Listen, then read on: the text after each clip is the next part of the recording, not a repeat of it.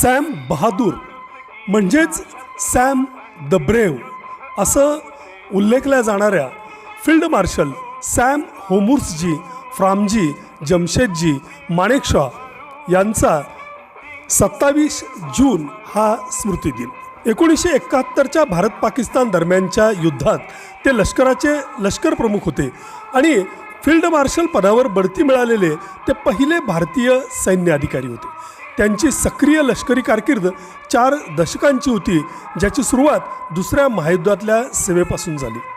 नाथ, लू आणि चोला या चीनशी असलेल्या संघर्षादरम्यान 1967मध्ये त्यांनी चीनच्या आक्रमणाविरुद्ध पहिल्या भारतीय विजयाचे अध्यक्षपद भूषवले.